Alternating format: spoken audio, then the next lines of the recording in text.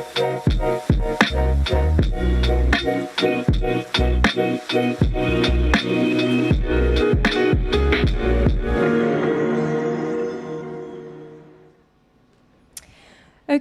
welcome everyone.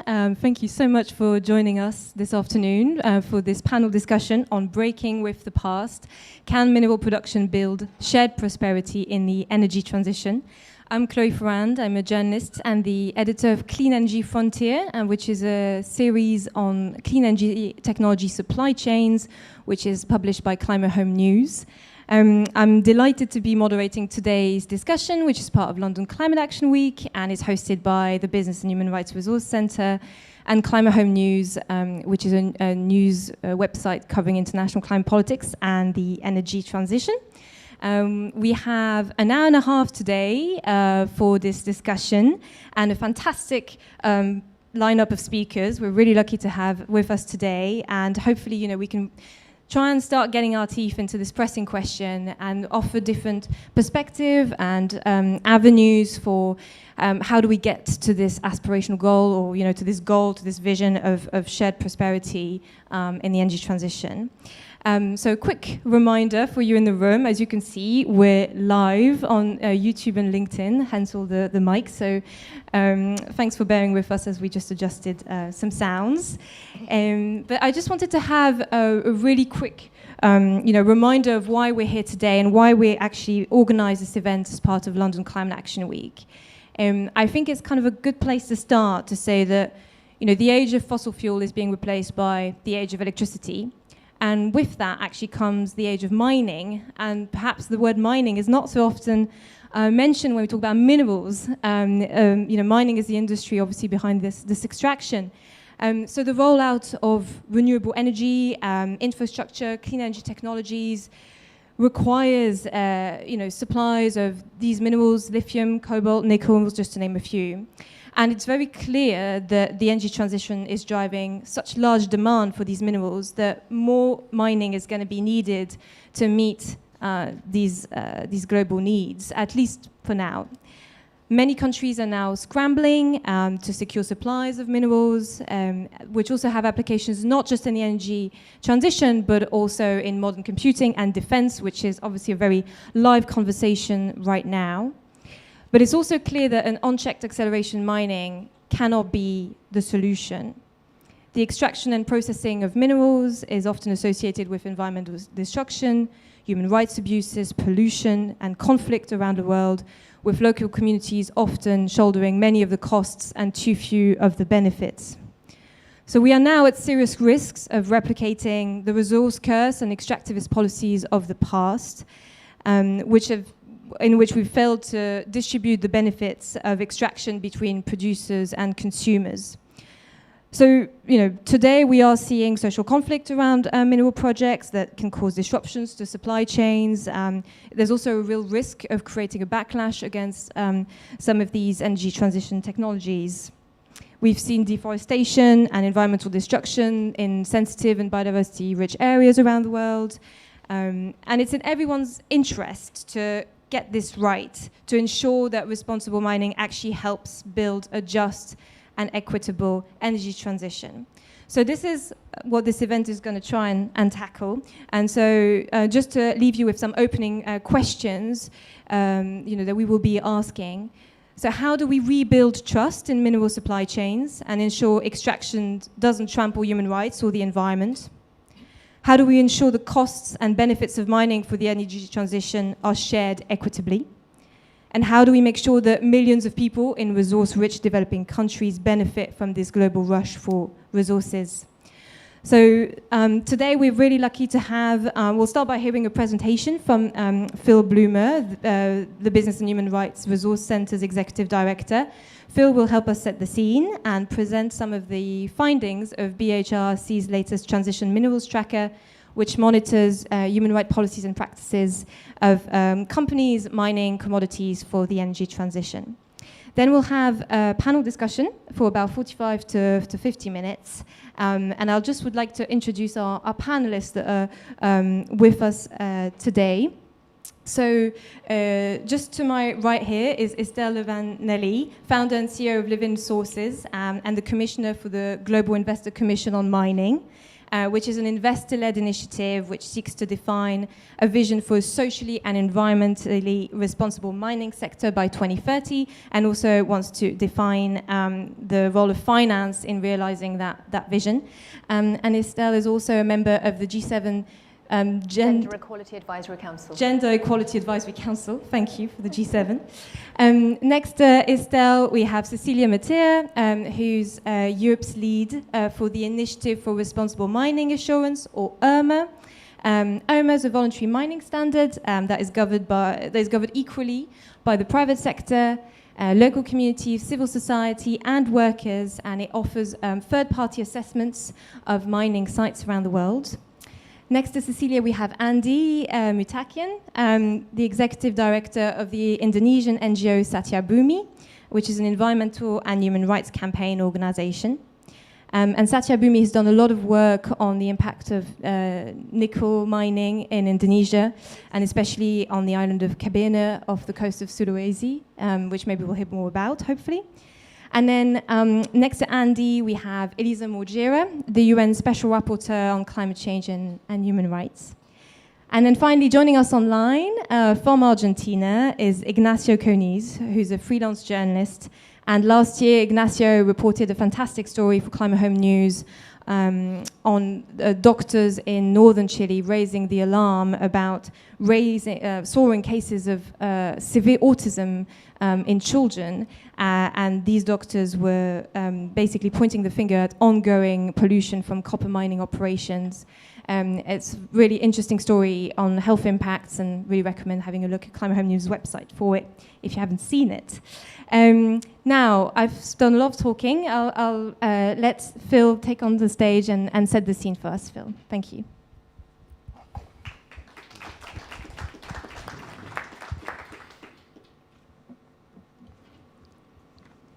Well, thanks very much, Chloe, and thanks to Climate Home News as well. I suppose, to start, there's no doubt that climate change represents for all of us the ultimate risk to our human rights. We have to respond with far greater urgencies, as Chloe said, through the rapid deployment of renewable energy and also through the general electrification of our energy systems. And that means basically a monumental overhaul of our global energy systems, and it means a massive mineral-intensive effort, tempered as that must be by also recycling and reuse of those minerals as they're pulled out of the ground.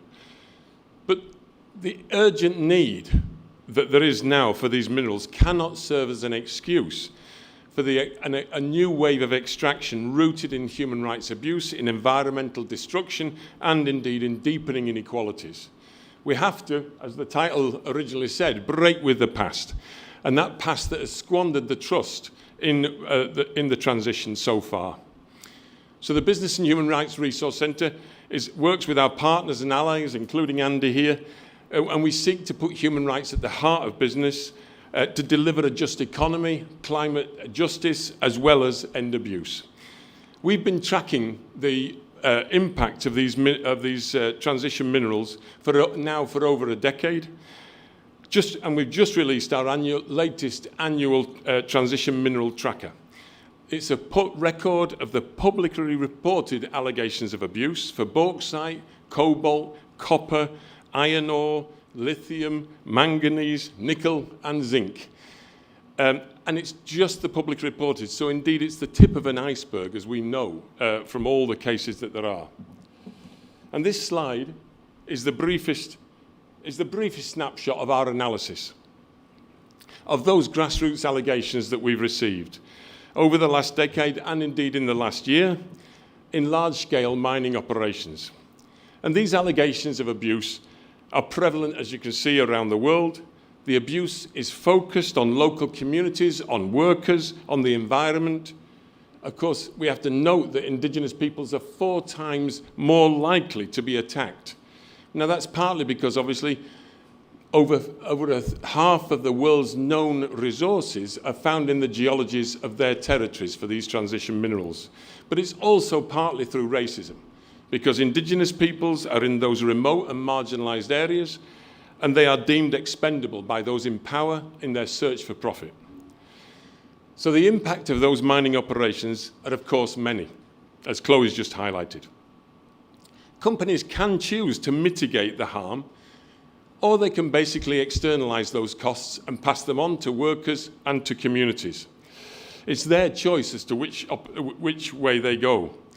And a frequent pattern that, of course, we see, as you'll hear from the panel later, is that it starts with environmental violations of particularly water and soil pollution. That's compounded by limited or even indeed no consultation with local residents and with workers, and that then leads to protracted conflict. Now, just a few examples of this. For instance, in the Democratic Republic of Congo just recently, local residents protested against the Kinsever copper and cobalt mine, accused of suffocating the village due to air and water pollution and accusations of land grabbing. In Odisha, India, the public consultation for environmental clearance by the Sijimali bauxite mine took place in the context of strong rights holder opposition, but of course matched indeed by state-backed repression. And in Zimbabwe, unionised workers at the Bikita lithium mine were the targets of intimidation and threats, allegedly in response to their fight against harassments, long working hours and corruption at the mine. Now, 1 in 5 of the allegations that we receive is against a human, 1 in 5 of the allegations and the attacks that we receive is against a human rights defender. Now, this includes killings, intimidation, threats, judicial harassment through slaps, the strategic litigation against public participation, committed by states in support of companies, mining companies, or indeed by private mining companies and their private security forces. But these attacks are calculated to silence the critics of irresponsible mining operations. And they're calculated to strike fear into the communities that these leaders represent. And our broader research, of course, on human rights defenders demonstrates year upon year upon year that indeed the mining sector is the most dangerous of all the business sectors for human rights defenders to operate in. So repressing dissent, instead of listening to the concerns of mining-affected communities, does not accelerate the energy transition. It squanders trust, and to the contrary, therefore, it risks fueling lasting conflicts. We have to understand that negotiations between mining conglomerates and the communities and workers occur in conditions of extreme inequality, inequality of power and inequality of wealth. Without action by the companies and the governments to make sure that we support communities' understanding, but also their voice in that negotiation, the negotiations always, almost always at least, simply entrench the inequality and poverty that already exists. So mining companies should not be surprised, of course, when those aggrieved communities and workers then take up the only tools, negotiating tools, that are effective in those conditions, which are protests, blockades, and a resort to the courts to delay the operations, leading, of course, to a slower transition. Just recently, for instance, in Bolivia, local courts suspended 2 lithium extraction deals worth more than $2 billion, following a legal challenge by the indigenous communities themselves based on environmental issues and a lack of consultation by the Russian and Chinese companies involved in those cases. Now, therefore, too much evidence tells us that change won't happen through simply depending on the goodwill and voluntary action of most of the mining companies. Instead, we need smart regulation and indeed smart business incentives to redirect capital towards sustainability and towards a respect for human rights. The evidence, of course, from better regulated jurisdictions like Canada and New Zealand shows us that bad companies change their practice for the better. They change their practice where they face massive legal risks and massive costs in terms of fines. But good companies also benefit from those same conditions. Good companies benefit from that regulatory level playing field which the regulation creates, and they're not then being undercut by polluting and abusive competitors. Of course, the better companies and investors are not waiting for that regulation. They recognise already the value of responsible action and responsible mining.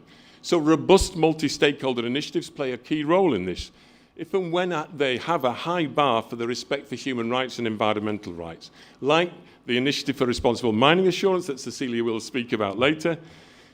But the contrary is also true. Weak industry standards, such as that of what is being prepared now in a draft Consolidating Mining Standard Initiative, they risk entrenching and indeed legitimising abuse in the mining sector. Now, investors too are taking action. They recognise that the business case and the moral case for human rights protection are converging. Recently, Norges Bank, for instance, has decided to engage through active ownership of Rio Tinto and South 32 regarding a joint venture that they're in bauxite mining in the Amazon rainforest, and that's specifically to reduce environmental damage. Now, our secure and prosperous futures, therefore, depend on a fast energy transition that is also fair. And in turn, that fast transition depends on the fairness for workers and communities on which the extraction of those minerals depend. So how can we make this happen? Well, from our experience, we reckon there are at least 3 key core principles. Shared prosperity has to be generated, responsible business conduct has to be insisted upon, and fair negotiations have to happen. So for shared prosperity, that's about the mining companies and their investors working upstream in the design of the operations and then in the execution downstream of those operations to generate broad benefit and support, perhaps through co-ownership models, through value-added approaches, to generate the buy-in from communities and workers that's going to be necessary, who will then share in that wealth that's generated from the transition minerals and the clean energy generation on their lands. Now, secondly, responsible business conduct. Companies and investors have a duty of care to demonstrate human rights and environmental due diligence in their operations. They should shield, therefore, the vulnerable workers and communities from harm and put them first for the energy transition in terms of decent work. Due diligence must be established in governmental regulations and incentives. And we're starting to see this emerging, slowly at least, but emerging in places such as Brazil, Mexico, even Indonesia, where Andy comes from, South Africa, Kenya, Sierra Leone, and we pray, of course, that the European Directive on Due Diligence will be maintained over over the coming years. And then thirdly, that issue of fair negotiation. Communities need to know that there will be respectful negotiations where there is a right to free and prior and informed consultation and consent, and that will be upheld through the project.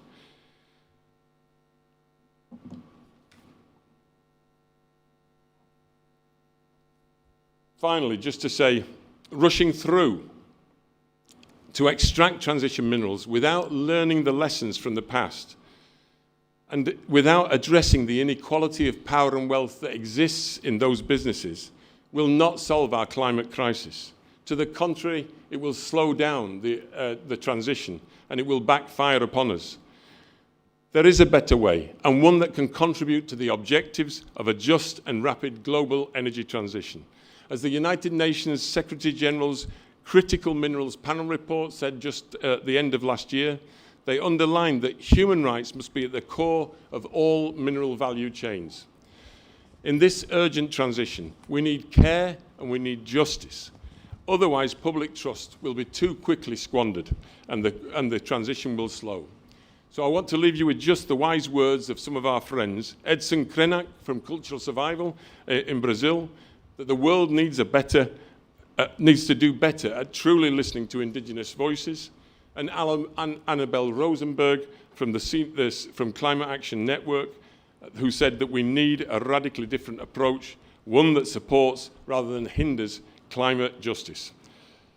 Thanks very much for this. And if you want to know more, you can always use that QR code. And I wish, of course, the panel and Chloe a fruitful discussion. Thank you so much, Phil.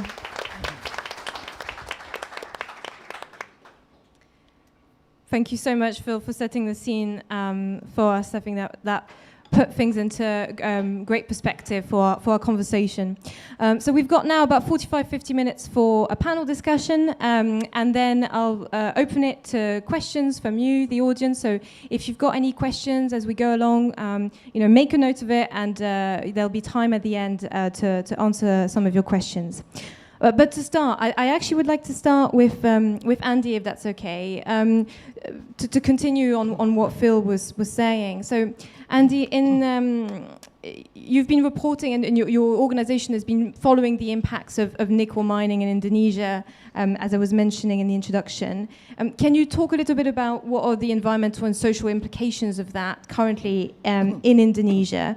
And when we think about breaking with the past, have we learned any lessons from past extractivist policies, specifically in the context of Indonesia? Right.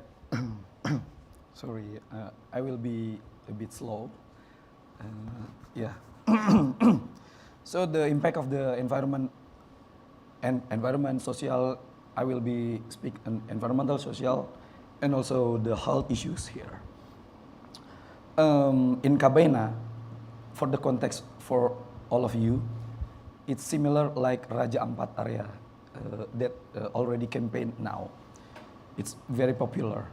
Kabena is a small island, so what the impact there under nickel mining now, the forest already degraded, deforestation already there, and water pollution, sea, and also the river already polluted and cannot be used anymore for daily use.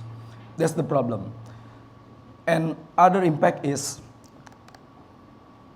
because the sea water already polluted, no one from Bajau community, this is the indigenous people original from Sulawesi, they catching the fish. They are sea nomad people in Indonesia. They cannot catching fish anymore. They currently depend on working in the mining site. It's very changing their culture. That's the problem. And another important for the problem is about health issues. We do the research in the laboratorium about the nickel mining, about the water, and urine from the community. This is very dangerous because, after we put in the laboratorium and the result is very dangerous, there are potential kidney damage, cardiovascular risk, and diabetes mellitus type 2. And another point is, after the doctor from Cambridge University analyzed this laboratorium result, they got the overall of the research. There is endemic cancer which is only exists in that area. This will be happen if the nickel mining didn't stop there. That's the problem. Another what I can learn here, because this is the Kabena is small island. It's very limited for the environmental capacity. It should not be mined anymore. Under the law, this is unprohibited to be mined in this small island. So what we need to do, we can see the consequences is very serious now. Since Indonesia doesn't have any strict requirement on environment and human rights, this will be never changing anymore in the future. Yeah. Thank you, Andy. And we should say, so nickel is being mined for to produce batteries for the EV supply chain, and Indonesia has actually been building up the supply chain. So Indonesia is actually an example where it's a producer country of mineral, but it's also been building up the value chain and going some way towards manufacturing batteries. But thank you so much for those reflections. Elisa, I would like to go to you next. So Elisa is the UN Special Rapporteur for climate change and human rights, and I think Phil, at the end of his remarks, mentioned this panel which the UN Secretary General Antonio Guterres convened to look at critical energy transition minerals, and the panel's recommendations called to put human rights at the core of all mineral value chain. And this is interesting because there's also a human right for a clean, healthy, and sustainable environment. And you have said yourself in the past, I believe, that minerals, extracting more minerals cannot be a silver bullet to solve the climate crisis.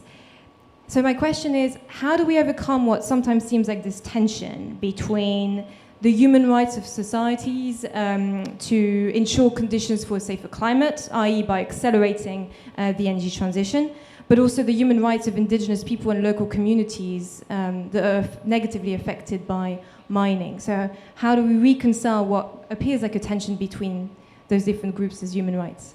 Yeah, no, thank you so much for this question. I think it is crucial to understand the current debates and how sometimes they can make things even more difficult than they already are.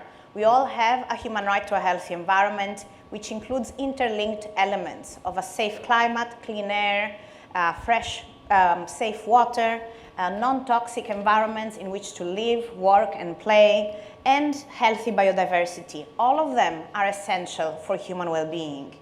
And unfortunately, there's often a portrayal in these discussions around critical minerals around what may appear as an opposition between protecting indigenous people's human rights and protecting wider society human rights in the context of climate change. And protecting their rights to also development, to an adequate standard of living. And unfortunately, that is a false dichotomy, and a very dangerous false dichotomy at that. Because if in our search for critical minerals, we are violating human rights, that means that there's something misaligned in the underlying economic and business model that does harm to our life-supporting systems, and in fact harms the climate system itself. And this is because indigenous people's human rights are a reflection of indigenous people's worldviews and science, where they have a much deeper understanding of the intrinsic interdependence and interconnectedness between our human well-being in all its dimensions and a healthy environment from bacterial to planetary level. So it's essential to understand that whenever the search for critical minerals is negatively impacting on indigenous people's human rights, that is also negatively impacting on our shared environment, and why some of us may feel quite far away and quite safe from those negative impacts. That again is an appearance. We're all going to be sooner or later negatively impacted, whether we're losing biodiversity, whether we're harming fish and waters. And in the current of the complex planetary crisis we're in, we have no time to make any more wrong choices in proceeding towards protecting our safer climate. Great, thank you for that. So, false dichotomy between, the human rights of ensuring that safer climate conditions and the human rights of communities. All these things actually are part of the same goal we should have, just to protect the environment, our planet, and everyone's human rights.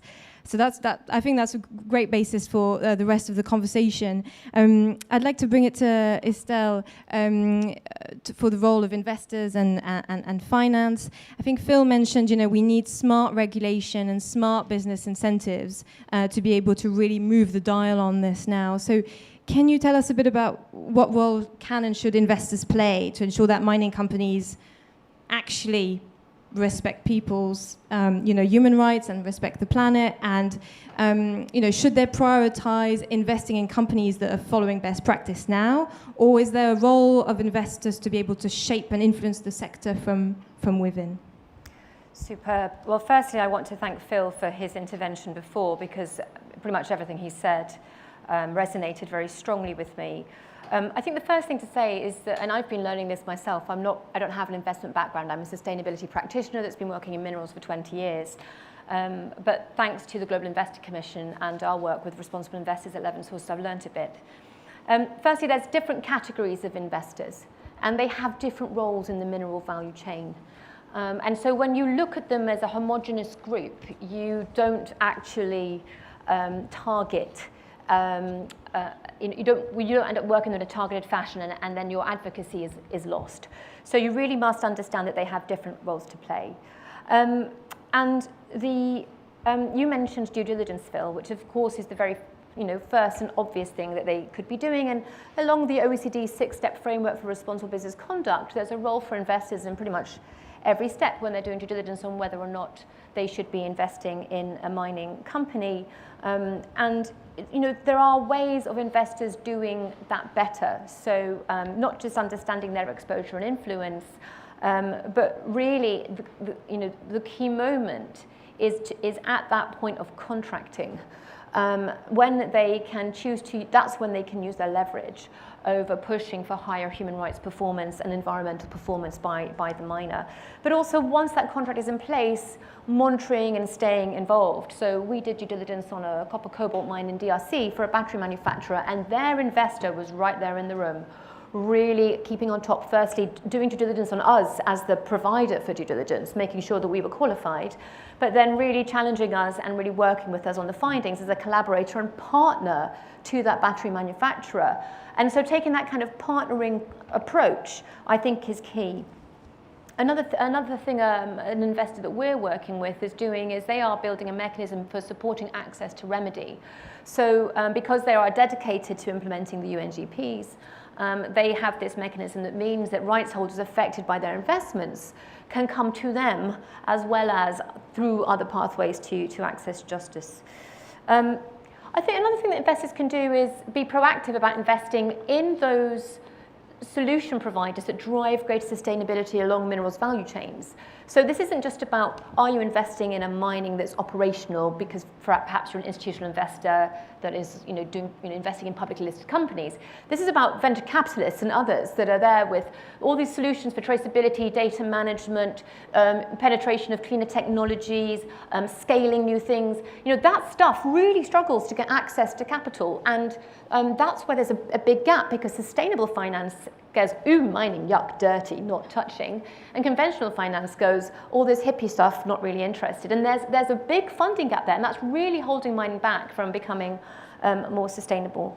Advocacy, participating in standard setting. I know that IRMA and the RMI now have investor chapters or chambers within their governance bodies, which is really, really superb. And the type of collective action that is happening through the Global Investor Commission, where we have I think 82 investors with 17 trillion under assets, collaborating to set expectations that should address systemic risks to the environment and to people, but also to ultimately leave a positive legacy, which is a higher ambition level than most businesses seek to deliver when it comes to working in minerals value chains. And that's something I hope I can talk a bit about later. On the question of should they prioritize best practice, look, it really depends on your risk appetite.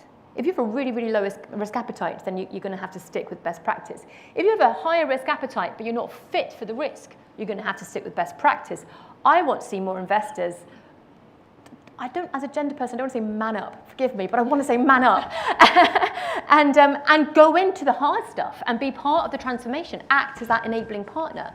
Because we, as society, need them to do that. That's a big ask, because finance is very conservative and very risk averse. So who are those brave investors that are willing to step up and sit in those emerging markets within mineral sustainability to really drive the change? Yeah. Great, that's a really good message if there are any investors in the room to man up and try and drive the change. No, That's great. Cecilia, I'd like to come to you, and perhaps you can also, really encourage you all to respond to what's been said before, and we can try and have a kind of more open conversation. But building on that conversation. So you're at IRMA, which is this standard, which, as I said, is governed. So what differentiates IRMA from other voluntary standards is that it is governed equally by the private sector, together with local communities, civil society, and trade union bodies, I think. So can you tell us a bit more about, in this space where we've got these companies up to, sometimes really damaging practices in very vulnerable contexts, and we've heard of the example in Indonesia here. At the same time, globally, there is a growing push for deregulation or simplification of rules for businesses, which is ongoing, at the EU level, also in the US. And on parallel to that, we've got a very fragmented standard landscape, right? We've got all these voluntary landscapes and voluntary standards, and there are many. So how can, are voluntary standards sufficient to ensure robust accountability of mineral supply chains? And how can standards help rebuild that trust in the mining sector, and to make sure that these companies can also play a positive role, following on from what Estelle was just saying? Well, first of all, thank you so much for having me. It's a pleasure to see so many people. I would say voluntary standards are not enough, right? Because what we need are actually strong laws and regulations. But unfortunately, as Andy presented, in many countries, that's not the case. And that's the simple reason why IRMA exists in the first place, is to try and address these gaps, because we believe in a world, as Elisa said, where the right to clean water should be the same, whether you're a community impacted by mining in Argentina, in Brazil, or in the Philippines. That's a basic human right. But when governments are not doing enough, or maybe the law is there, but they're not implementing it well, then there is a role for voluntary standards to help drive the change and showcase what's possible, and offer that almost a market slip for companies that want to go above and beyond, as Phil presented. There's a massive trust gap in the mining industry, as recognized also by the ICMM recently in a survey that they did last year. So can you just remind us what the ICMM is? The ICMM is the industry lobby association globally for the mining for mining companies. The reason why there's a trust gap is effectively because mining is a non-renewable resource, and once the resource has been dug up, that's it. That's basically it. So there's this conflict, this constant conflict, protests, right, blockades, because companies are not doing enough, and they're basically perpetuating the status quo. So IRMA becomes this space where not only it's equally governed, but it was built from day one with that equal governance, because it was an NGO called Earthworks. They were doing a campaign against on dirty gold. They campaigned on Tiffany on Valentine's Day in New York City outside Tiffany's shop, saying that Tiffany was buying dirty gold. I mean, you can imagine Tiffany was not exactly thrilled, but the CEO of Tiffany, who was quite a visionary, he invited Earthworks to sit down at the table and ask them, where can I find a responsible mine? Tell me. Earthworks said it doesn't exist. 20 years later, we're still in that space where a responsible mine doesn't exist because it's the harm, right, of that the industry creates. Now, the good news is that Earthworks and Tiffany sat together at the table and discussed, okay, what should a responsible mine look like? They realized that they could not come up with that definition without workers, communities, and of course the mining industry itself at the table. Later, investors came as well to that table, but it took them 10 years to create what is today the IRMA standard for responsible mining. You may be wondering why I'm sitting with like a big stack of papers here. This is what an IRMA audit report looks like. It's averaging 200 pages of information that it's transparently accessible for anybody in the world to read, see, and understand why a given company at a mine site is only at 50% of best practice on biodiversity, or still has 30% to go on human rights, or only has 10% on transparency and revenue, for example. So how do we incentivize, and I think that's the big question, right? How do we incentivize transparency, and how do we explain that this is not a black and white world? It's very much a gray zone, just as due diligence is, because it's not about achieving that perfect outcome, is how do you get there in the first place, and how do investors play a role, purchasing companies play a role, and everybody else that sits at the table as equals. And can you just tell us how many companies have so far undergone a IRMA audit? So there are over 100 mining companies engaged in the IRMA system right now, whether it is in self-assessment, which means when they are basically preparing for the independent audit, or that are already at the independent audit stage. What is unique is that 90%, 90, of mining companies that come to IRMA, they do so because their customers have asked them to. The customers are car companies, tech companies, jewelry, renewable energy. But those customers in turn, they do so because they want to de-risk, they want stable and secure supply chains, but also because of the pressure that NGOs are putting. The tracker of the Business and Human Rights Research Center, it's awesome because it gives car makers the opportunity to look at, oh wow, I didn't know that about my nickel supply chain. I didn't know that we're digging, in an archipelago country to the sea. So how can we reduce harm? That's the first step. Thank you. That's really interesting insight into IRMA, and hopefully we can get more into these detailed questions as to how do we incentivize transparency and benefit sharing in a minute. But before we do that, I just want to bring in Ignacio, who's joining us online from Argentina. Hi, Ignacio. Hi, everybody. Thanks so much for making it online. I wanted to bring Ignacio because, so as I mentioned earlier, Ignacio reported this story for Climate Home News earlier this year, last year actually, around copper mining in northern Chile, and it actually was a story about health impacts of copper mining, which echoed with what Andy you were saying about the pollution in Indonesia. And we're talking here about all these big actors, companies, investors, civil societies, local communities. Can you tell us a little bit about your experience as a journalist of reporting on that story, and what were the kind of challenges that you found in being able to engage with all those actors along the chain? Yeah, well, like Andy said, once you get to know large mining facilities, you expect some situations. I've done reporting on other mining facilities here in Argentina, not in Chile before.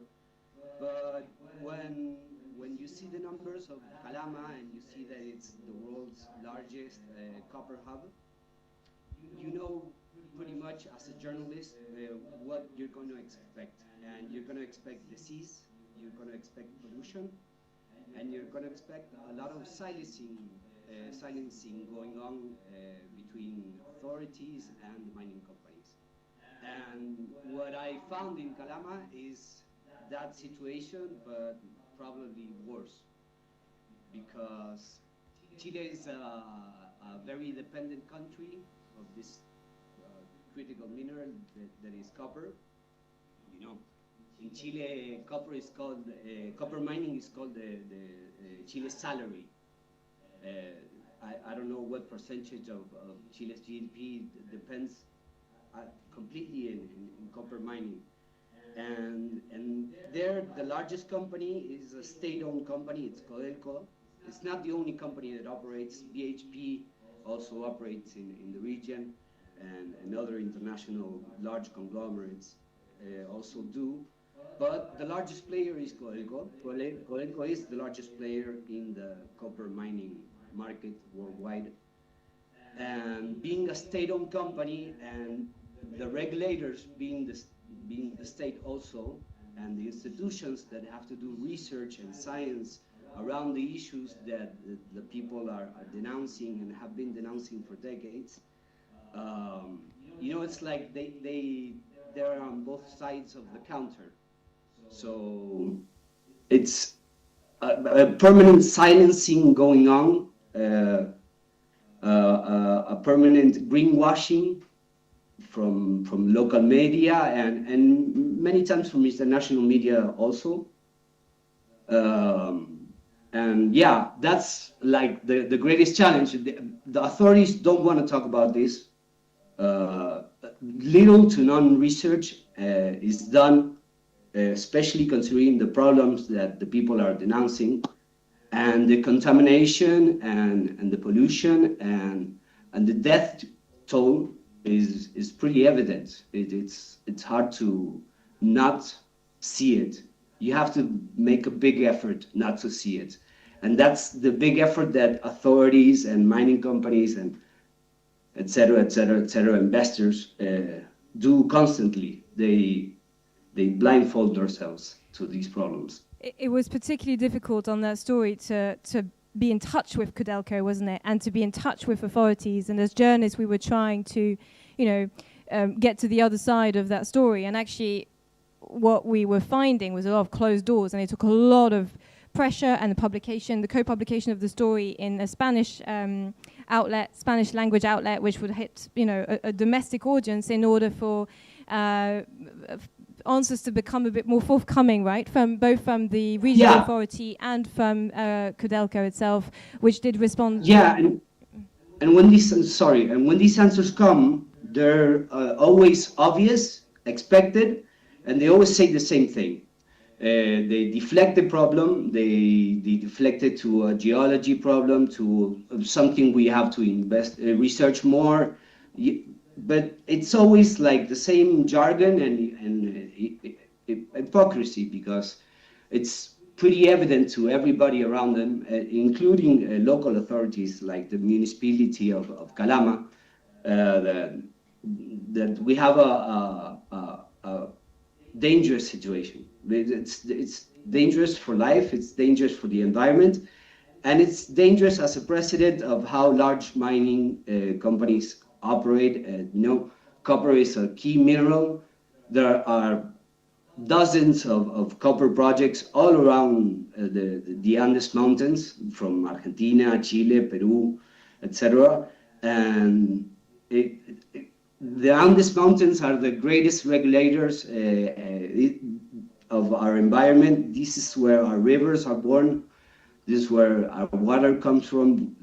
Our crops are dependent on this. So yeah, it's a pretty dangerous scenario. And we're talking about energy transition, but we don't see that in the global south. Yeah. We only see the problems. Yeah, I should say that so Codelco did fully answer eventually our questions, and very much said that these health impacts that doctors were seeing, particularly soaring cases of really severe autism of children being born really not able to speak at all for years, was not due to their operations. And obviously you can read their full response in our story, and very much the local authority backed what the company said. But I think thanks so much for Ignacio for coming in on that. I think you had some strong words perhaps about how the company reacted, but it was very difficult as journalists. It was very difficult for us to engage properly with the company and investors. So as we're having this conversation, I think this is kind of an important point as we're talking about transparency as well, and accountability, that sometimes the media is very much locked out of struggling to properly get through to some of these actors. But I'd like to move on to the next round of questions, and maybe look a bit more about some of the solutions or some of the things that we can actually do concretely to try and move the dial. Andy, I'd like to come back to you. I basically, following on from that UNSG panel recommendations, of human rights need to be at the core of all mineral supply chains. What would it look like in Indonesia to put human rights at the center of nickel mining? Like, what would it look like in practice? And what do you think the Indonesian government and companies both operating in Indonesia, but also buying from companies operating in Indonesia, should do to make that a reality? Okay, so this is very difficult to imagine first, because the mining already exists and polluting the water, sea. But absolutely we agree about human right must be in the center of the everything, processing, extracting, etc. What we can suggest is for Indonesian government, specific in Pulau Kabaina or Kabaina Island, this must be stopped and revoke all the permit there. And then we can set up to another, move to another dimension. Indonesian government can evaluating the existing permit. That's the first. And then we can see how is the gap between the current practice of the mining company, and then how it should be in the future. That's the important. And another important thing for the mining company is they should practice responsible mining in the future based on the OECD guidelines, for example, or taking the IRMA standard. This is important since we know we have a gap between the Indonesian safeguard for environment and the international standard, like OECD guidelines or IRMA. And for the electric vehicle, what should be in the future? Transparency for the supply chain is very important. How the big automakers can disclose their sourcing from any island in Indonesia, any companies in Indonesia, this must be very important. So we can see, the consumers, NGOs can see clearly that these automakers not sourcing from the problem area or problem companies. Yeah. Yeah, thanks so much about that point about transparency. Actually, I want to follow up with you, Cecilia, if that's okay, around the downstream, companies, because I think, Phil mentioned this, and Andy just mentioning this around transparency. IRMA members include buyers from these minerals, right? I think IRMA members include Ford, Mercedes-Benz, Tesla, but also Ørsted, which is the leading offshore wind company. So what role do these companies at the end of the supply chain have, to ensure that this extraction and refining can lead to a just energy transition? Like what should they be doing to ensure that further up the supply chain in Kabaina Island, for example, the responsible mining is being carried out?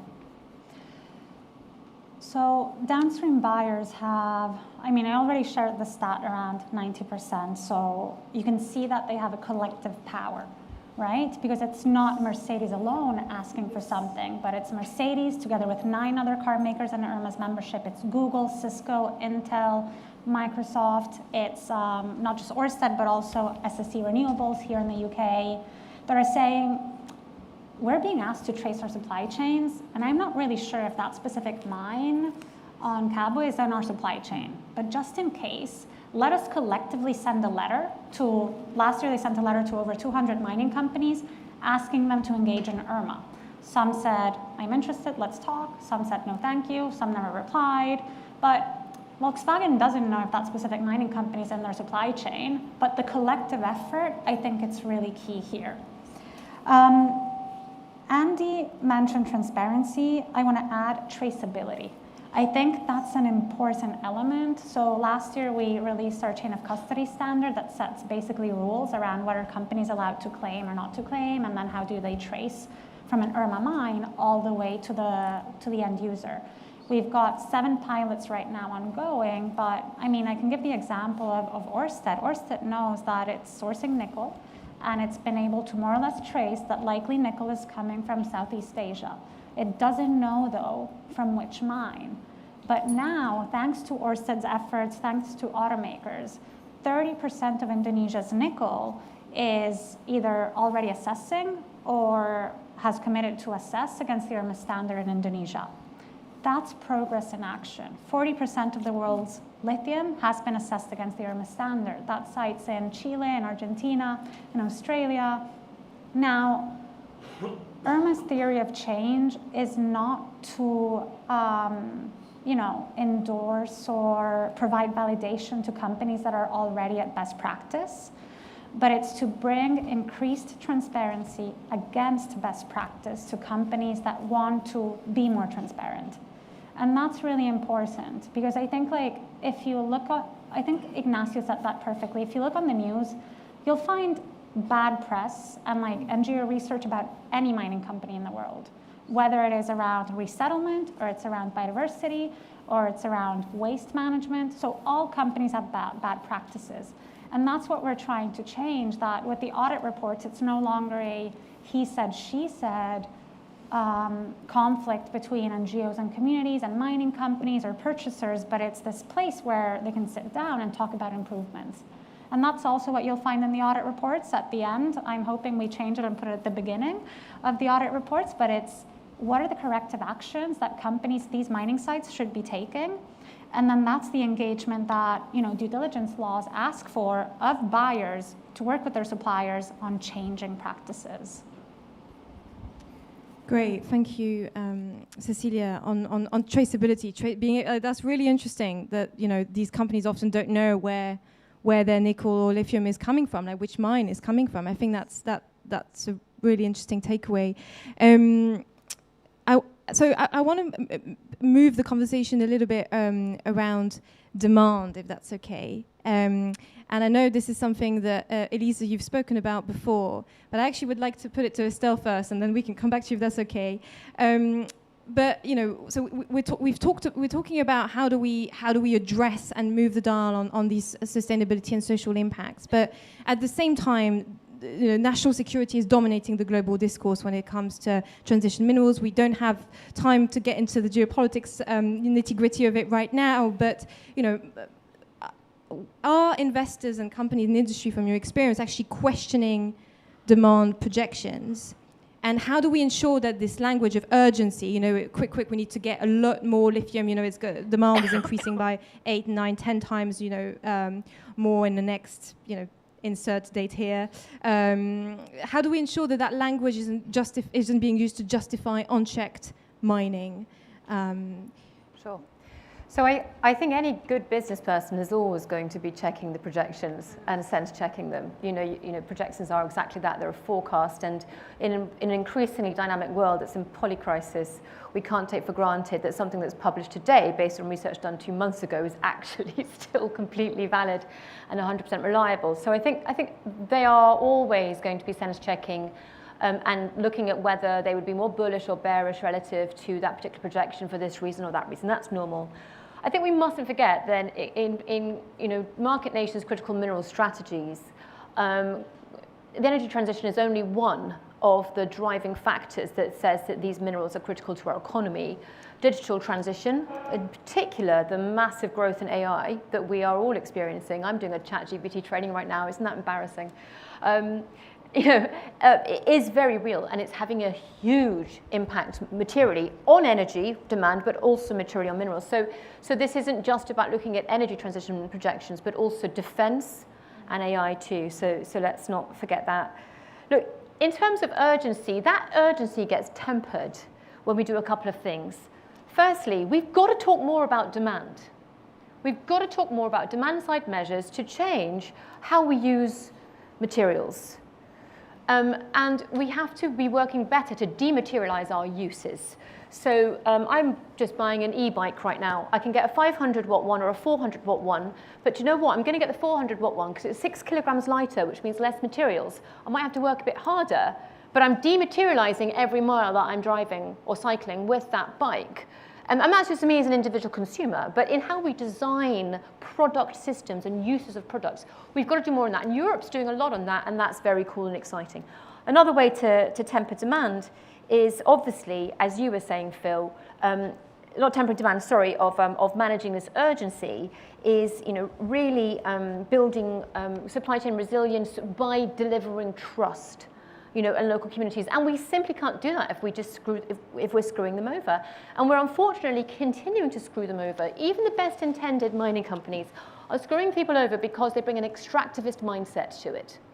They don't come in as partners to deploy the mineral endowment to the benefit of all parties that have a stake in this. They come in a capitalist system that compels them to seek to maximize profits for the shareholders because their corporate governance codes tell them that their directors have a fiduciary duty to do that. So where we can push for greater stakeholder capitalist models to drive our corporate governance code, where we can produce, dare I say, the potential for regenerative mining systems or social enterprise mining systems, then we might be in a situation where we can build greater trust and build more resilience. That might sound manic and crazy, but it's not. I'm working with a very cool new gold processor in Tanzania that is a social enterprise. They're proving that you can do this with that kind of model. The other thing that we can do to really make sure that the push for acceleration of production is better for people and planet is to really support environmental and human rights defenders. That's one of the key recommendations we've made in our work on critical for Climate Works Foundation, where we looked at 11 countries. But in the critical minerals recommendations that I led for the G7's Gender Equality Advisory Council, that's informed what heads of states did when they came out with their latest their critical mineral statement a week ago. In there was a request, is clear that supporting environmental and human rights defenders is essential for maintaining transparency, ensuring the media can properly get involved and do their voice, and they're absolutely manifestly important. But I think the last thing we have to do, and this is evident in Europe as well in the Global South based on the research we've done, is that regulators just don't have the capacity to actually manage permitting in a way that is efficient. And that you can actually streamline permitting, not necessarily by getting rid of or lowering the safeguards, but by actually investing in your regulatory system to understand the information that they've got better. If you've got a new graphite prospect in a European nation that's never dealt with graphite, they've got to build capacity and understanding on the risks of graphite before they figure out quite what conditions they want to put and attach to that permitting.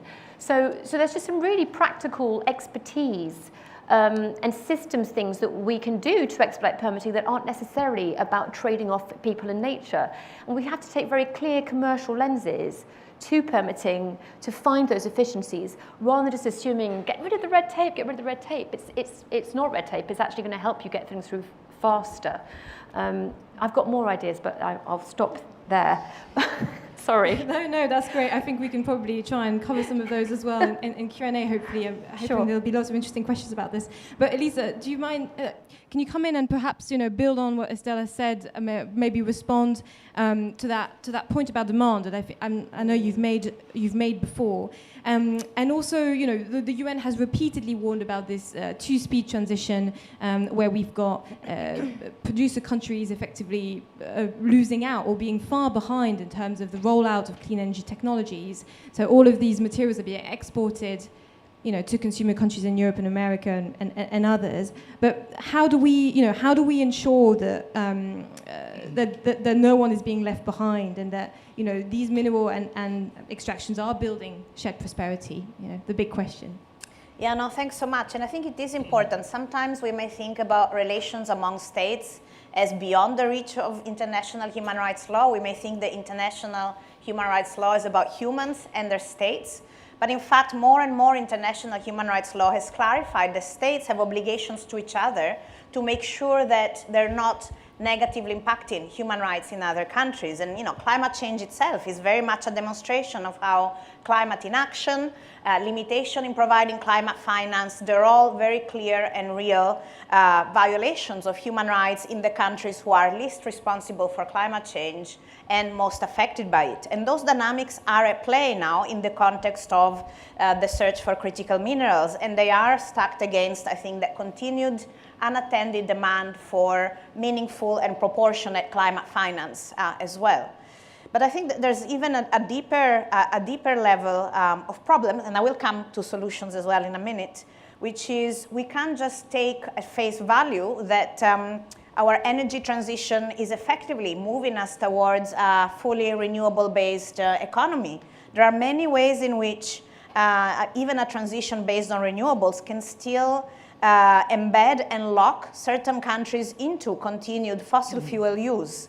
And that's where the question in the demand is really important. What kind of uses are driving the demand for critical minerals? Are those uses that embed fossil fuel continued use and extraction? Are those models that continue to overexploit, to lead to more overproduction and overconsumptions, which will bring even more climate change? So we have to kind of question what may appear at the surface. Can you give an example of that, of instances where it would, lock in the continued use? So these are things that I'm learning as I go, I must say. I mean, my eyes are being opened as I learn more, particularly from environmental human rights defenders and communities who are affected.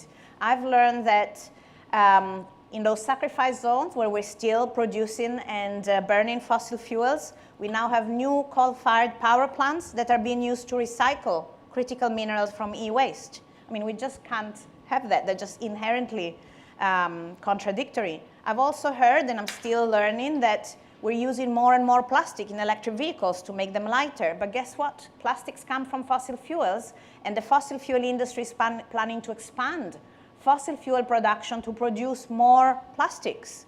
And we know that plastics is already affecting our planet, choking it, affecting the ability of our planet to regulate our climate. It's everywhere in our bodies and in our brains. So clearly we don't want that, and we don't want our search for renewable-based economy to fuel that.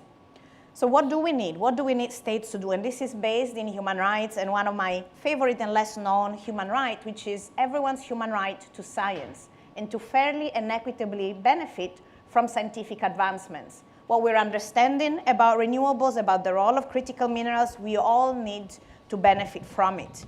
And that means fair partnerships between countries in the global north and in the global south, including, for instance, through that co-development, co-leadership, co-management of value addition processes, of technology, co-development, the importance of local content, of truly creating the conditions for high-skilled jobs to be for the people and the experts, including community leaders and others in the countries where the critical minerals are sourced. And all of that is also to contribute to move away from that dependency, not expecting the technology to be coming only from the global north, because we know that for one thing, that technology will not necessarily be a good fit in very different contexts. And for another, it will not be built and be benefiting from indigenous science and local knowledge in different countries where critical minerals are. And it's not a coincidence that all these critical minerals are, for the main part, in indigenous lands. I mean, we really have to think about that as well. So it is important to see this as a process where states, investors, and financiers, they're all thinking about what they need to change to create that basis and meaningful practices of co-development, co-ownership, and mutual learning. And that's where we all are able to see through where there are false or deeper problems in our transition that need to get our attention as well. Fascinating. I'm just aware of time, and I would like to ask one question to Estelle, Cecilia, and Andy, quick fire, and then I'll get back to Ignacio and Elisa. But just on that point about benefit sharing and community ownership potentially, or these different models of ensuring local people benefit, what would be one thing? So Andy, from a indigenous people, local community perspective, that you would ask to ensure that benefit sharing is not just a tick boxing exercise, but is actually got enabling meaningful development. If there's a key demand from local communities to ensure that benefit sharing reaches those people on the ground, what would it be? That's one of part choice for them, for the indigenous people. But mostly, I mean, we have a different culture there. Not all of them agree with the mining concession or benefit sharing. So this must be respectful by the government and also the companies. We can see more deeper with the different area. Is it possible to do with the benefit sharing or not? Some of them, yes, agree on that benefit sharing, development in the future. But other on that didn't agree with it. So they need to be Yes. consulted and asked, basically. It That's- cannot be that's top in down. the first step. Yes. Yeah. Okay. Great. Cecilia, from the mining companies that you're working with, what would be one thing that you think is critical to ensure that that benefit sharing is meaningful and actually does lead to local development? I mean, first and foremost, for Indigenous peoples, indeed, it starts with FPIC. So that's something that we put right front and center. FPIC is free, prior, and informed consent. Thank you. And for us, if you look at the chapter 2.3 on benefit sharing on the IRMA standard, what it explains is that it cannot just be economic, right? But it really needs to be built together and look at the lifespan of a mine before, during, and after. Okay, great. So, through the life cycle of the mine. And Estelle, I know it's a massive question in like a couple of minutes, but from an investor point of view, what are the kind of key takeaways or key asks that should be embedded to ensure that benefit sharing is not just a tick boxing exercise? Okay, this may not be with an investor hat on, but it's investor relevant. But I have 3 that I'll do in 2 minutes. First, meaningful stakeholder engagement. The OECD has a guidance for meaningful stakeholder engagement in the extractive sector. It is not implemented. And we, as the Global Investor Commission for Mining 2030, in the next week or 2, will be releasing our draft investor expectations for meaningful stakeholder engagement and benefit sharing. And so we really encourage everybody, please, to participate and review and put input into that, especially want to see voices of civil society. Secondly, with my G7 hat on, gender equality. Women are just structurally prevented from equitable benefit sharing. They bear a disproportionate share of the harms, and in many jurisdictions, they don't share the same access to, or control over property rights or land rights. They don't share equal access to finance. I think 1% of joint venture capital goes to women-led businesses, even though there's compelling evidence that women-led businesses tend to outperform financially. So, we can't talk about equitable, benefit sharing if we're not putting women at the heart of that. And that's not women as victims, although that's an important piece because there are women that are victims of this. But it's women as agents of change and actors whose performance to deliver for the economy and for society is thwarted by structural discrimination. And so to that respect, I would say, please implement all of the recommendations of the GIAC's critical mineral recommendations that will be published in the next week or 2 that we've crafted here. Great. Thanks. Sorry, I know these are really, really huge questions in just like a couple of minutes, but I'm aware of time and I want to take some questions from the audience as well. There's 2 things I would like to ask.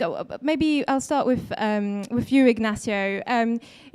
As we're thinking about these narratives around mineral extraction, and I think this has been mentioned, the coverage from the media is very often negative, and it's not very often that we actually hear positive examples of benefit sharing, positive examples of mining companies trying to get things right. Do you think that there is a need for more positive stories on this, and what role do you see the media play in this, and what also do journalists need from other actors in order to be able to tell these stories?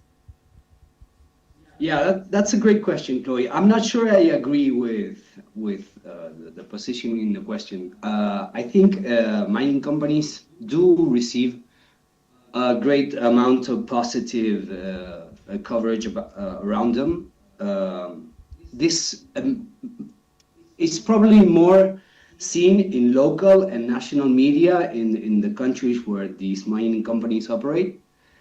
And the not so positive or maybe negative coverage comes from international media. That's at least the way I see it, but not always. International media also many times covers like the positives or the great developments that these mining projects involve. No,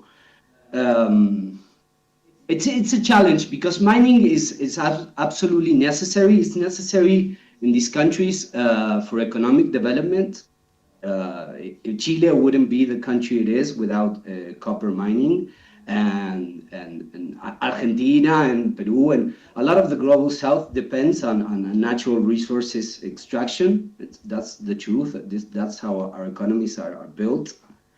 So you can't go against mining as an activity per se, but I think I'll go to something Cecilia said when she was giving the Tiffany example of how Irma was born, and they said the Tiffany CEO said, "Give me a sustainable mine," and there's nothing out there like that. So we have to build it, and we have to build it fast. And I'm not sure we're gonna do it. That's at least my view. Great, thank you so much. Well, thank you to all the panelists for your intervention. That's brilliant. We're going to take some questions from the audience now. One thing I would just like to throw in the mix as you're thinking about your questions is to ask Elisa about the recommendations from the UN Secretary General's panel, because they were, we were expecting a follow-up to those recommendations, which I would really recommend you have a look at if you don't know about them already. We're still waiting. So I know that the UN is having financial constraints and is going through some discussions around reform.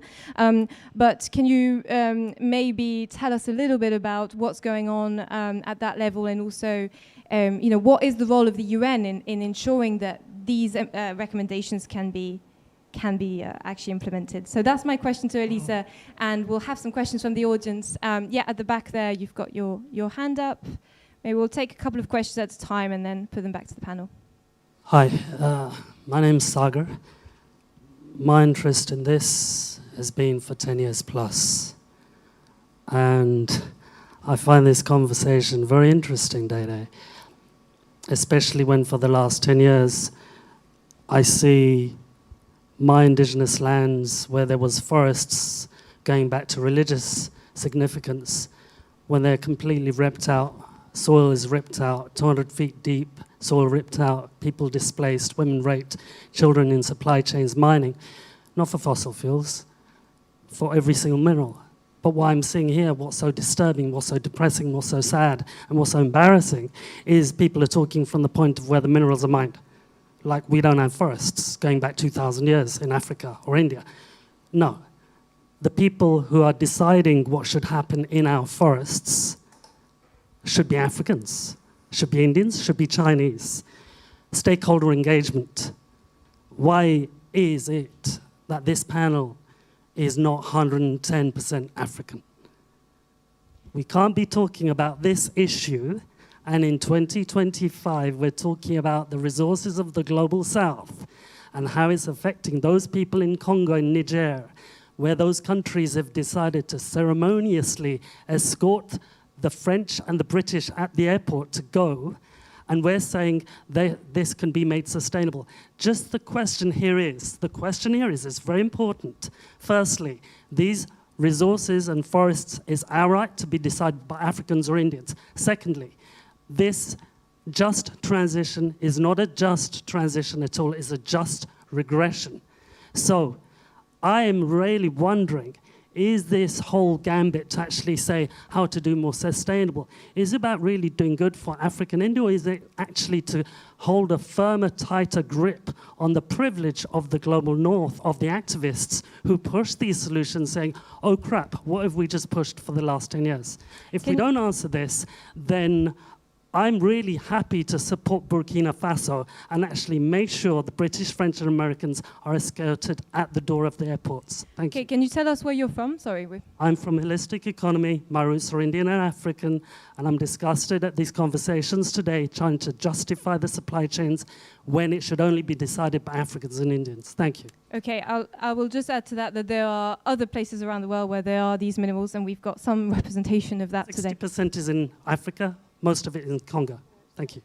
I think the Congo has around 70% of the cobalt and vast reserves of copper, but there are other places, for example, nickel we have in Indonesia, and copper, for example, which is also in Africa, but also in Chile. I'll just caveat that. But yeah, we had another question at the front. Emily, I don't know if there's a mic going around. Yeah. Thank you very much. Emily Stewart from Global Witness. I'd like to address the elephant in the supply chain. I notice we haven't really talked about China much, and there is no shared prosperity without addressing the fact that China is all over these supply chains, right? And I suppose this is probably primarily a question to Cecilia and Estelle. One, because I know IRMA has just completed its first audit of a Chinese mining company in Africa, and I'd like to hear a bit about the experience of getting them to the table. And Estelle, on investment, how do we kind of make the same measures that you're talking about towards investors when we're talking about big mobilized public finance, potentially through the Belt and Road Initiative? Thank you. Great. We'll take one more question. Anybody else wants to ask a question? Sorry, there's shy hands. Yeah. Hi. I wanted to ask to... Can you introduce yourself? Yeah. My name is Diego. I'm a journalist from Argentina as well. I would like to ask you about the regulations that are needed in order to get a better energy transition. Focusing on the regulations, I was wondering how it's possible to get a responsible mining when the new permits are issued, and thinking in the context of the Global South, for example, what happened, maybe Ignacio could add something more, but most of the measures are based on environmental impact assessments that at times they are surrounded by controversy, and then the potential effects of those mine activities in the future are not considered by then. So how it's possible to get an exact picture of the damage or the impact of those activities at that specific time when the new permits are issued? Okay, great. So we've got 3 questions. So the first question, if I understood correctly, around this kind of, the risk of this neo-colonial approach of global north developed countries coming in and effectively grabbing the resources in developing countries, which is an extremely important point. Then we've got the role of China and engagement with China, particularly IRMA. And then finally, how do we ensure that the impact assessment is really taken into account from the point of commissioning the project? Does anybody want to start answering? Yeah, Estelle? I'm happy to. Firstly, thank you to the gentleman who intervened at the beginning. I think the point of self-determination is of paramount importance. I was in Zambia last year, and language from the president was very much in the same vein, that these are our minerals and we are going to set the terms. And I think that in international trade agreements like the JETP partnerships that have been negotiated between market nations and producer nations in the Global South, we are seeing, particularly for those that hold significant resource endowments, a new kind of equalizing of politics in engagement between the fact that the North has the market and perhaps the capital to unlock the endowment, but the endowment does sit in that place. So there has been a shift in tone and in power, particularly in the context of those JETP negotiations. The second thing is I would want to point out that, whilst communities in the Global South tend to be more vulnerable to the adverse impacts that can come from mining, I am working with a mining company at the moment that has a long history in part of the US, where indigenous peoples have been really badly affected by the history of mining there because their rights are so underserved in that jurisdiction. And so this is a global issue. There are important mineral endowments all over the world. Portugal is another example, and we're seeing local resistance there. Serbia as well, local resistance. So at the end of the day, I think it comes down to one of the points that I was trying to make about the importance of meaningful stakeholder engagement, ensuring full and fair participation in decision-making around what happens with people's land and with their minerals. And if people aren't empowered enough to do that, there has to be support to them to build their capacity to participate and lead, and where need be, resist. Which we are seeing, and that resistance is a very real thing that I know mining companies are thinking hard about. They recognize they need to change how they do it, but I know that there's thousands and thousands of mining companies, and many of them aren't that progressive. So I completely hear where you're coming from. I'm sorry that I'm not African, I'm Scottish, But I've worked in the industry for 20 years and I really care about people, and I've met many, many affected rights holders and worked to serve their interests in my work. So I still hope that my voice is still valid to a certain extent. On the point of China, Emily, thank you for your question. I think it applies not just to Belt and Road Initiative, but to development finance generally. And we actually, my team and I were having the conversation this morning that development finance institutions don't perceive themselves as business enterprises. And in their safeguarding policies, human rights aren't fully integrated. And they don't necessarily do human rights due diligence as standard in the form that we would expect aligned with the UNGPs. That's a massive gap, and that leaves the door open for continued harms through how they are seeking to control risk, which feeds into your point about EIAs. Because that is, in fact, one of the most important points at which harms can be addressed. And when we led the authoring of the OECD's environmental due diligence guidance, we had quite a dedicated session on what can the downstream look for to judge that an EIA was of the quality that means that you know you can rely upon its findings. And you know, there's a whole body of experts that work to try and support ESIAs to be more effective as a gate. Right? And you're right, it's failing in many jurisdictions. And it can be failing because the documents are, I mean, we've just part of an EIA on a dam, and it's 120 pages just on ASM, but they've got it for everything else. How do the regulators really get to work through that and make sense of it? So you're right, that piece isn't working, and it needs a very concerted attention from all of us, specifically on critical minerals, and specifically in jurisdictions that are low capacity. Great, thanks so much, Estelle. I just want to ask Cecilia, because I'm just really aware of time, if you don't mind, we'll just run over by a couple of minutes as we started a little bit late.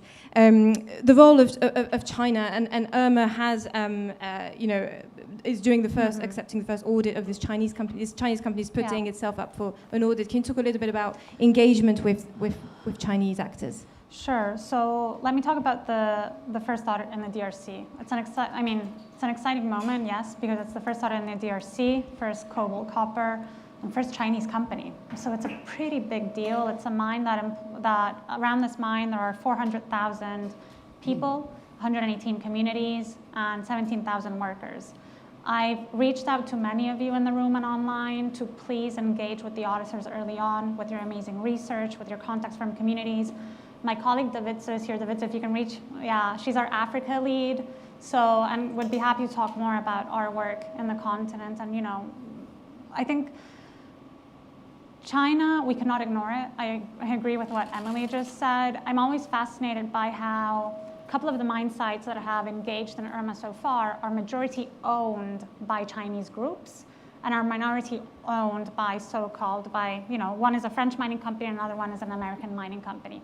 And I'm fascinated by how, those minority shareholders were able to convince the Chinese majority shareholder in different parts of the world. So this was, the DRC is 80% Chinese owned, 20% by the DRC government.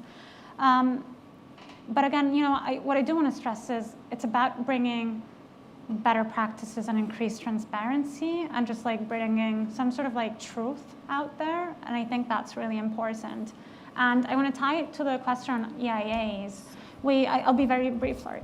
One of the requirements in the IRMA standard is that if a community asks for it, a mining company must pay, in part or in full, for an independent water monitoring or air quality or waste, whatever it is.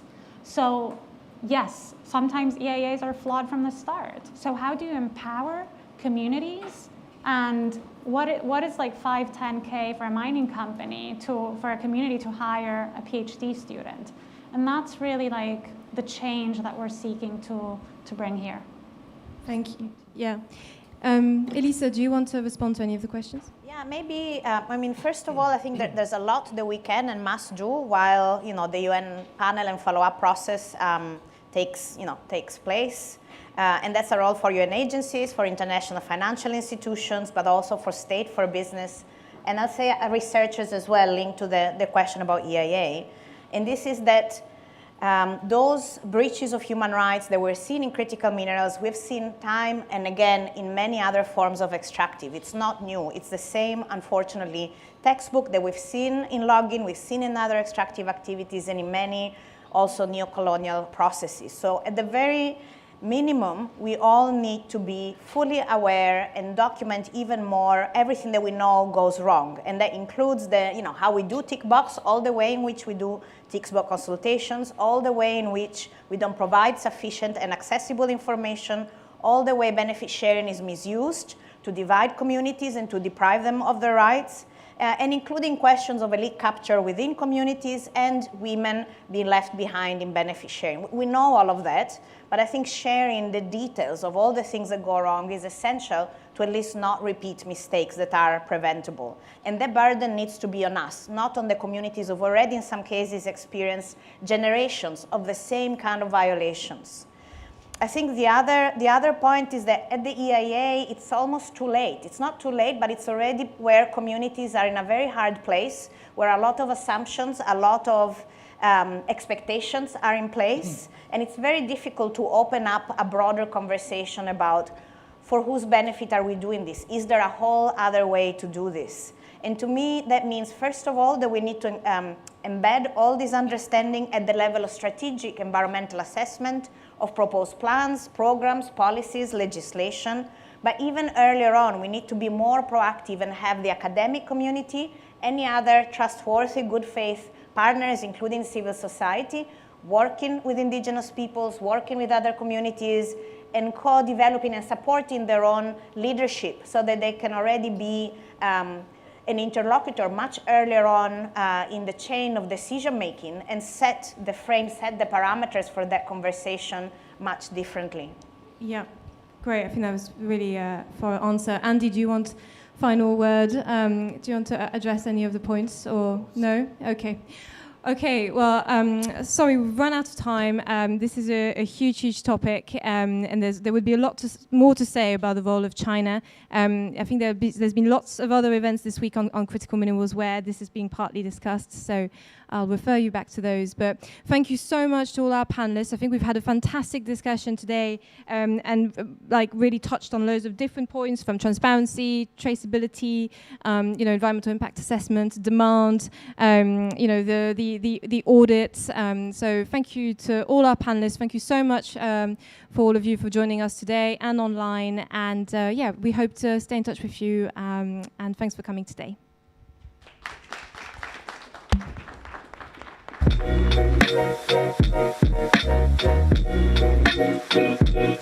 Thank you.